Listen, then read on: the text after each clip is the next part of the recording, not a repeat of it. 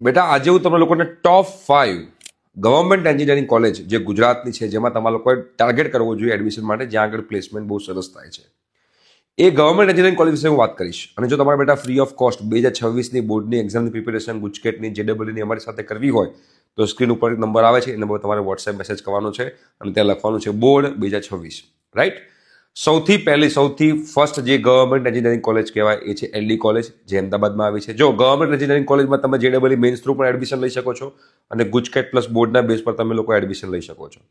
એલડીમાં અને એટલે કે કોઈ પણ ગવર્મેન્ટ એન્જિનિયરિંગ કોલેજ હોય એમાં 5% સીટ્સ જેડબલઈ મેન્સ થ્રુ ભરાય છે અને 95% સીટ્સ જે ગુજકેટ પ્લસ બોર્ડના બેઝ પર ભરાય છે. પહેલી કોલેજ મેં તમને કીધી એલડી.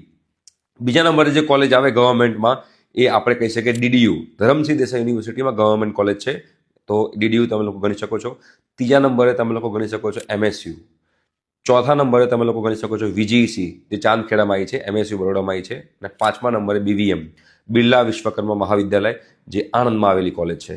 તો આ 5 કોલેજ જે ટોપ 5 ગવર્મેન્ટ એન્જિનિયરિંગ કોલેજ કહેવાય, જેમાં તમારે એડમિશન લેવું હોય તો 95% ઉપર તમારે માર્ક્સ લાવવા પડે અને તમારું જે ત્યાં આગળ પ્લેસમેન્ટ થાય છે એ પ્લેસમેન્ટ ખૂબ જ સારું થાય છે. અને ફીઝ જોવા જઈએ તો બોયઝ માટે વર્ષની 1500 રૂપિયા ફીસ છે, ગર્લ્સ માટે ફ્રી ઓફ કોસ્ટ છે, રાઈટ. તો ફટાફટ પ્રિપેરેશન કરો, મહેનત કરો, તો 5 કોલેજમાં તમારું એડમિશન થાય.